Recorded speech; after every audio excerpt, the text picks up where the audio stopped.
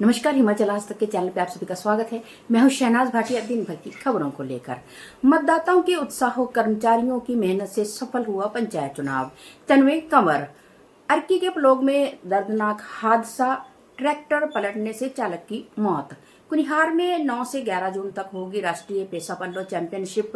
9 राज्यों के 250 खिलाड़ी लेंगे हिस्सा। कांगड़ा में अब सेवानिवृत्त बैंक कर्मी से ही कर दी 8,17,000 रुपए की ऑनलाइन ठगी। जिला परिषदों के गठन को बनाए समितियां। जयराम ठाकुर का आरोप, राजस्व बढ़ाने में हिमाचल सरकार नाकाम। पाकिस्तान से हिमाचल में चिट्टा सप्लाई, चिट्टा नेटवर्क की जांच में बड़ा खुलासा, नशा लाने की कोशिश में था तस्कर। निजी अस्पतालों का भुगतान रोका, हिम केयर पर कैबिनेट का फैसला, विजिलेंस जांच तक पेमेंट नहीं। एकजुट होते तो नतीजे अलग होते। नगर निगम चुनावों में कांग्रेस के प्रदर्शन पर बोले डिप्टी सीएम अग्निहोत्री। शिमला के रिज पर होगी एंटी चिट्टा मिनी मैराथन। 5 जून को नशे के खिलाफ दौड़ेगा हिमाचल, राज्यपाल करेंगे शुभारंभ। प्रदर्शनकारी वकीलों पर एफआईआर, प्रतिबंधित क्षेत्र में प्रदर्शन और सड़क जाम करने का आरोप, जांच शुरू। क्या रहेंगे सोने चांदी के दाम व अन्य समाचार। अब समाचार विस्तार से। खंड विकास अधिकारी एवं निर्वाचन अधिकारी तन्मय कंवर ने विकास खंड कुनिहार में शांतिपूर्ण, निष्पक्ष एवं सुव्यवस्थित ढंग से संपन्न हुए पंचायत चुनाव पर मतदाताओं, चुनाव ड्यूटी में तैनात कर्मचारियों, पुलिस प्रशासन तथा सभी संबंधित विभागों का आभार व्यक्त किया है। उन्होंने कहा कि लोकतंत्र के इस महापर्व को सफल बनाने में सभी की भूमिका महत्वपूर्ण रही। तन्वी कंवर ने बताया कि क्षेत्र के मतदाताओं में पंचायत चुनावों को लेकर विशेष उत्साह था। मतदान केंद्रों पर सुबह से ही मतदाताओं की कतारें लगी रहीं और बड़ी संख्या में महिलाओं, पुरुषों, युवाओं और वरिष्ठ नागरिकों ने अपने मताधिकार का प्रयोग किया। मतदाताओं ने लोकतंत्र के प्रति जागरूकता और जिम्मेदारी का परिचय देते हुए शांतिपूर्ण ढंग से मतदान किया है। अर्की उपमंडल के अंतर्गत लोक क्षेत्र में आज एक दर्दनाक सड़क हादसे में 38 वर्षीय ट्रैक्टर चालक रूपचंद निवासी गांव जलाना डाखाना पलोक की मौत होगी। प्राप्त जानकारी के अनुसार रूपचंद अपने ट्रैक्टर को चला रहा था कि अचानक पलोग क्षेत्र में ट्रैक्टर अनियंत्रित होकर पलट गया, जिससे वह गंभीर रूप से घायल हो गया। हादसे के बाद स्थानीय लोगों और पुलिस की सहायता से उसे तुरंत नागरिक अस्पताल अर्की पहुंचाया गया, जहां चिकित्सकों ने जांच के बाद उसे मृत घोषित कर दिया। घटना की सूचना मिलते ही पुलिस मौके पर पहुंची और दुर्घटना के संबंध में जांच शुरू कर दी। प्रारंभिक जानकारी के अनुसार हादसा ट्रैक्टर के अनियंत्रित होने के कारण हुआ है। हालांकि पुलिस सभी पहलुओं को ध्यान में रखते हुए मामले की जांच कर रही है। रूपचंद के असमय निधन से परिवार पर दुखों का पहाड़ टूट पड़ा है। वहीं पूरे पलोक क्षेत्र में शोक की लहर फैल गई है। स्थानीय लोगों ने मृतक के परिवार के प्रति गहरी संवेदना व्यक्त की है। विद्युत उपमंडल अर्की के सहायक अभियंता इंजीनियर नीरज कुमार कतना ने बिजली उपभोक्ताओं से लंबित बिजली बिल जमा कराने की अपील की है। उन्होंने प्रेस बयान जारी कर कहा कि बिजली बिल का भुगतान 6 जून तक करें। निर्धारित तिथि तक बिल न देने वाले उपभोक्ताओं को बिजली आपूर्ति बंद कर दी जाएगी। अब तक बकाया बिल का भुगतान नहीं किया जाएगा तब तक बिजली आपूर्ति बहाल नहीं की जाएगी। हिमाचल प्रदेश पेशा पल्लो एसोसिएशन की बैठक कुनिहार में आयोजित की गई, जिसकी अध्यक्षता प्रदेशाध्यक्ष विनोद कुमार शर्मा ने की। इस बैठक में आगामी राष्ट्रीय पेशा पल्लो चैंपियनशिप के आयोजन पर भी चर्चा की गई, जो 9 से 11 जून तक कुनिहार में आयोजित की जाएगी। इस चैंपियनशिप में देश के विभिन्न राज्यों की टीमें भाग लेगी, जिनमें वरिष्ठ महिला, पुरुष, मिक्स्ड और जूनियर बालक बालिका वर्ग शामिल है।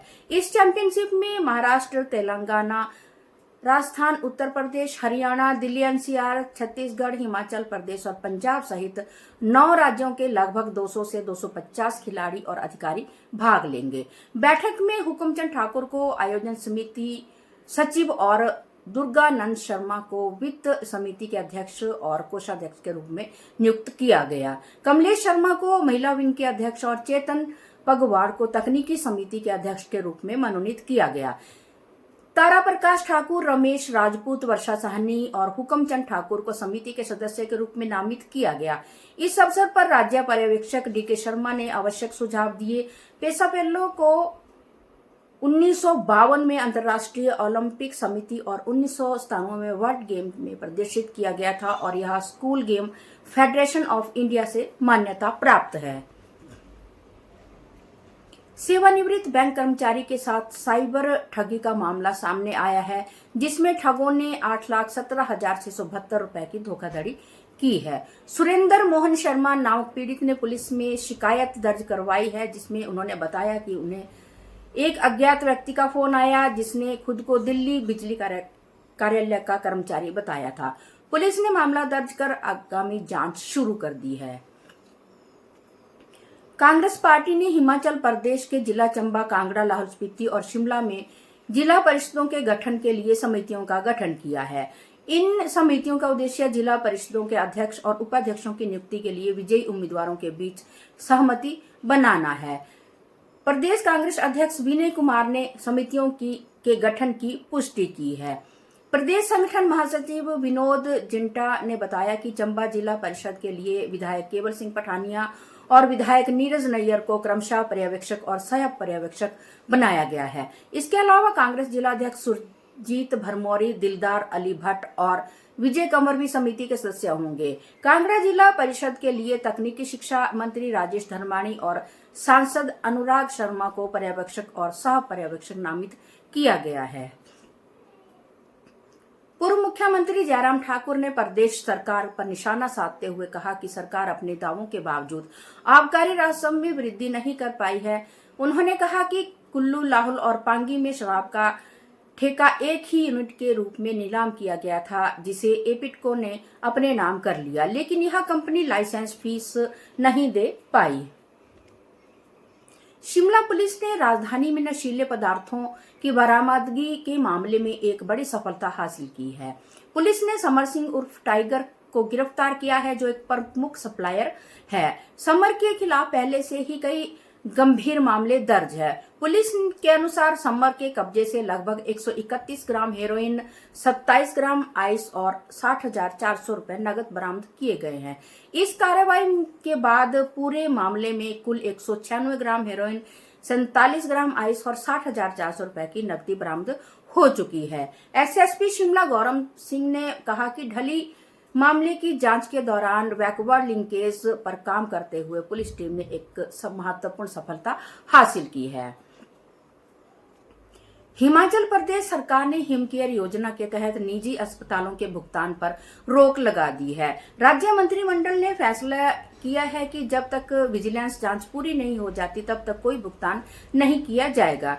इस योजना के तहत लंबित भुगतान के कई मामले हाई कोर्ट में लंबित है। मुख्यमंत्री सुक्खू ने हाल ही में लंबित भुगतान के लिए 100 करोड़ रुपए जारी किए थे, जो केवल सरकारी अस्पतालों को आवंटित किए जाएंगे। निजी अस्पतालों में केवल डायलिसिस के लिए भुगतान किया जाएगा। स्वास्थ्य विभाग ने इस राशि का आवंटन कर दिया है, जिसमें IGMC Shimla, PGI Chandigarh, AIIMS Bilaspur जैसे बड़े अस्पताल शामिल है।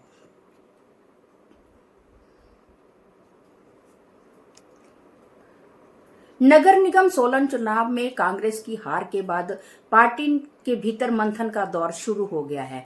डिप्टी सीएम मुकेश अग्निहोत्री ने कहा कि पार्टी के भीतर गुटबाजी के चुनाव परिणामों पर असर डाला है। उन्होंने कहा कि समय रहते स्थिति को नियंत्रित करने की आवश्यकता थी। सोलन में पत्रकारों से बातचीत करते हुए उन्होंने कहा कि नगर निगम की 17 सीटों में से कांग्रेस ने 6 सीटें जीती है। हालांकि पार्टी को इससे बेहतर प्रदर्शन की उम्मीद थी। उन्होंने कहा कि चुनाव परिणामों की विस्तृत समीक्षा की जाएगी और नुकसान के कारणों को दूर करने के लिए कदम उठाए जाएंगे। विश्व पर्यावरण दिवस के अवसर पर हिमाचल प्रदेश पुलिस द्वारा शिमला के ऐतिहासिक रिज में एंटी चिट्टा एवं स्वास्थ्य पर्यावरण जागरूकता मिनी मैराथन का आयोजन किया जा रहा है। इस कार्यक्रम का उद्देश्य नशे के खिलाफ जन जागरूक बढ़ाना और स्वच्छ पर्यावरण का संदेश जन जन तक पहुंचाना है।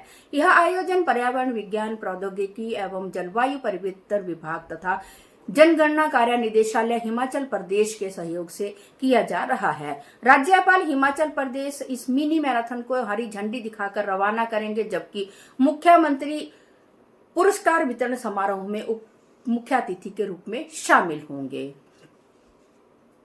शिमला के उच्च न्यायालय के अधिवक्ताओं और प्रशासन के बीच परमिट विवाद ने तूल पकड़ लिया है, जिसके परिणाम स्वरूप वकीलों ने राज्य सचिवालय के गेट पर धरना दिया। इस दौरान मुख्य गेट को बंद करना पड़ा। लगभग 2.5 घंटे तक वकीलों ने गेट के बाहर नारेबाजी की। इसके बाद मुख्यमंत्री सुखविंदर सिंह सुक्खू ने वकीलों से बातचीत की। इस प्रदर्शन के बाद हिमाचल प्रदेश पुलिस ने संबंधित लोगों के खिलाफ मामला दर्ज कर लिया है। पुलिस के अनुसार कुछ लोग बिना अनुमति सचिवालय के प्रतिबंधित क्षेत्र में पहुंच गए और वहां प्रदर्शन किया, जिससे यातायात प्रभावित हुआ और आम लोगों को परेशानी का सामना करना पड़ा। पुलिस ने बताया कि घटना के संबंध में पुलिस थाना पूर्व ईस्ट शिमला में भारतीय न्याय संहिता BNS की संबंधित धाराओं के तहत मामला दर्ज किया गया है। आरोप है कि प्रदर्शनकारियों ने सार्वजनिक मार्ग पर अवरोध पैदा किया, प्रशासन के वैध आदेशों का पालन नहीं किया और लोगों को असुविधा पहुंचाई। तो चलिए चलते हैं सोने और चांदी के दामों की ओर। तो आज ना सोने के दामों में कोई कमी आई है, ना बढ़ोतरी हुई है और न चांदी के दामों में। जो चांदी के और सोने के दाम कल थे, आज भी वही है। आज सोने के दाम 1,44,922 कैरेट 916 हॉलमार्क है और चांदी के दाम 272 पर ग्राम हुआ 2720 रुपए तोला है। अभी आगे सोना और चांदी के दामों में उछाल आने की संभावना है। इसी के साथ समाचार समाप्त हुए। मैं शहनाज भाटिया के साथ पवन कुमार सिंह व मनोज शर्मा की रिपोर्ट। जय हिंद, जय हिमाचल।